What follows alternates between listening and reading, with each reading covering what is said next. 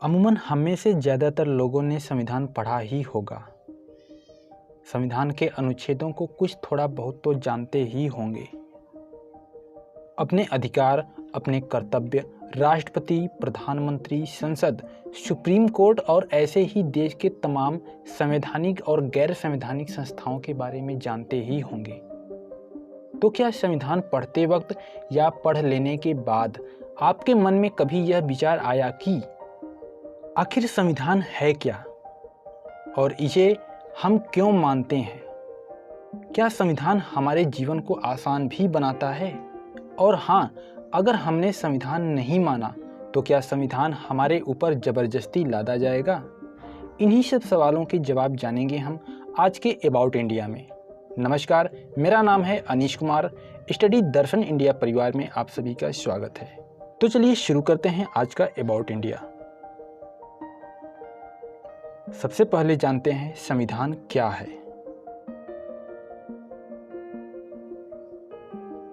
अधिकतर देशों में संविधान एक लिखित दस्तावेज के रूप में होता है जिसमें राज्य के बारे में कई प्रावधान होते हैं। यह प्रावधान बताते हैं कि राज्य का गठन कैसे होगा और वह किन सिद्धांतों का पालन करेगा। जब हम किसी देश के संविधान की बात करते हैं तो सामान्य रूप से हम उसी दस्तावेज का जिक्र कर रहे होते हैं। लेकिन कुछ देशों जैसे इंग्लैंड के पास ऐसा कोई दस्तावेज नहीं है जिसे संविधान कहा जा सके, बल्कि उनके पास दस्तावेजों और निर्णयों की एक लंबी श्रृंखला है जिसे सामूहिक रूप से संविधान कहा जाता है। अतः हम कह सकते हैं कि संविधान वह दस्तावेज या दस्तावेजों का पुंज है जो उन कार्यों को करने का प्रयास करता है जिसका किया जाता है या किया गया होता है। लेकिन विश्व में अनेक संविधान केवल कागज पर ही होते हैं, वे केवल थोथे शब्द होते हैं और कुछ नहीं। चलिए अब जानते हैं कि संविधान हमें क्यों स्वीकार्य है, यानी हम संविधान को क्यों मानते हैं। महत्वपूर्ण प्रश्न यह है कि कोई संविधान कितना प्रभावी है, उसे कौन सी बात प्रभावी बनाती है, कौन सी बात यह सुनिश्चित करती है कि लोगों के जीवन पर वास्तव में उसका क्या प्रभाव पड़ा है। संविधान का प्रभावी होना वैसे तो अनेक कारणों पर निर्भर है। संविधान कैसे अस्तित्व में आया, किसने संविधान बनाया और उनके पास इसे बनाने की कितनी शक्ति थी। अनेक देशों में संविधान इसलिए निष्प्रभावी होते हैं क्योंकि वे सैनिक शासकों या ऐसे अलोकप्रिय नेताओं के द्वारा बनाए जाते हैं जिनके पास लोगों को अपने साथ लेकर चलने की क्षमता नहीं होती। विश्व के सर्वाधिक सफल संविधान भारत, दक्षिण अफ्रीका और अमेरिका के हैं। ये ऐसे संविधानों के उदाहरण हैं जिन्हें एक सफल राष्ट्रीय आंदोलन के बाद बनाया गया था। यद्यपि भारतीय संविधान को औपचारिक रूप से एक संविधान सभा ने दिसंबर 1946 और नवंबर 1949 के मध्य बनाया, पर ऐसा करने में उसने राष्ट्रीय आंदोलन के एक लंबे इतिहास से काफी प्रेरणा ली।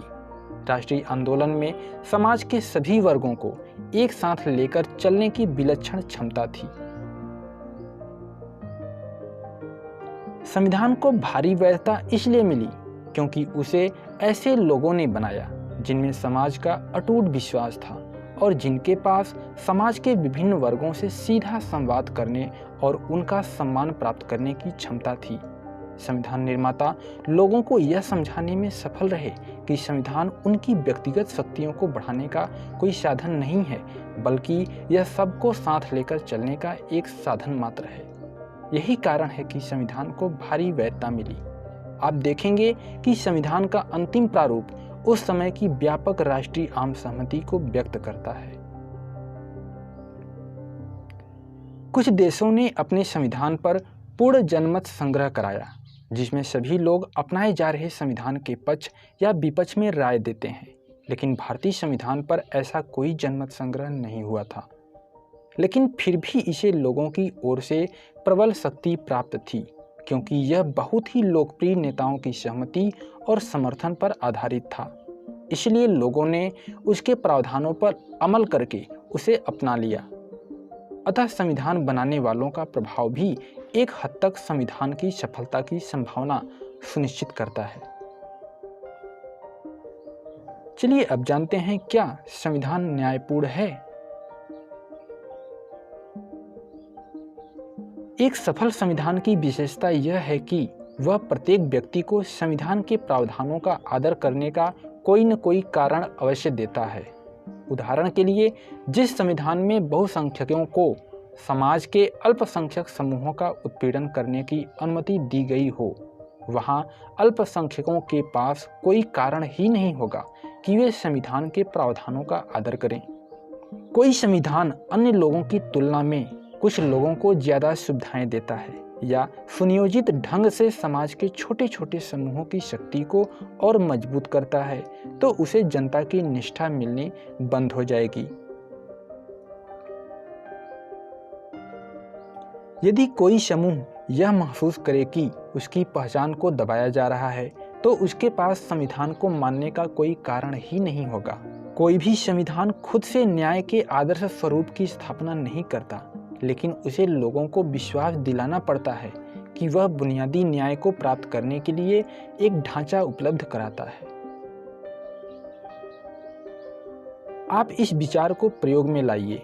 स्वयं अपने से प्रश्न पूछिए, समाज के कुछ बुनियादी नियमों में ऐसी कौन सी चीजें होनी चाहिए जिससे सभी लोगों को उन्हें मानने का एक कारण मिल सके।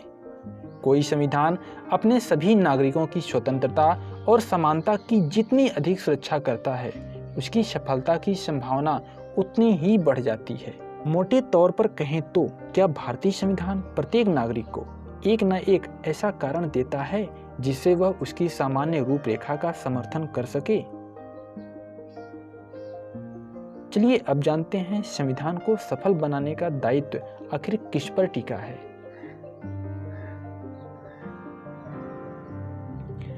संविधान को जनता नहीं, प्रायः एक छोटा समूह ही नष्ट कर देता है, क्योंकि वह अपनी शक्तियां बढ़ाना चाहता है।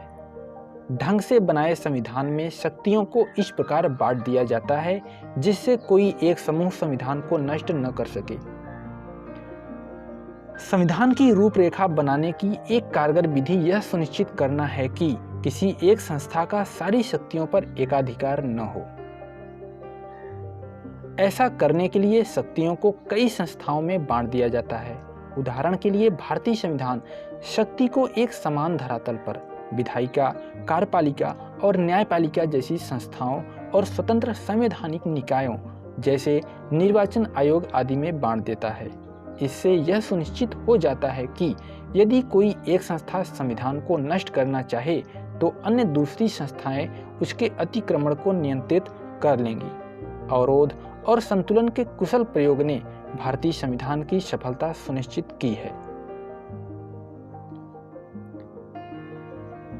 संस्थाओं की रूपरेखा बनाने में इस बात का भी ध्यान रखा जाता है कि उसमें बाध्यकारी मूल्य, नियम और प्रक्रियाओं के साथ अपनी कार्यप्रणाली में लचीलापन का संतुलन होना चाहिए, जिससे वह बदलती आवश्यकताओं और परिस्थितियों के अनुकूल अपने को ढाल सके। ज़्यादा कठोर संविधान परिवर्तन के दबाव में नष्ट हो जाते हैं, और दूसरी ओर यदि संविधान अत्यधिक लचीला है तो वह समाज को सुरक्षा और पहचान न दे सकेगा। सफल संविधान प्रमुख मूल्यों की रक्षा और नई परिस्थितियों के अनुसार स्वयं को ढालने में एक संतुलन रखते हैं। अपने प्रावधानों में परिवर्तन की संभावना और एक हद तक ठोस रूप में संतुलन बैठाकर संविधान सुनिश्चित करता है कि वह दीर्घायु होगा और जनता का आदर प्राप्त करेगा। इस व्यवस्था से यह भी सुनिश्चित हो जाता है कि कोई भी वर्ग या समूह अपने बलबूते संविधान को नष्ट नहीं कर सकेगा। इस वीडियो में इतना ही। मिलते हैं अगले वीडियो में, तब तक के लिए नमस्कार।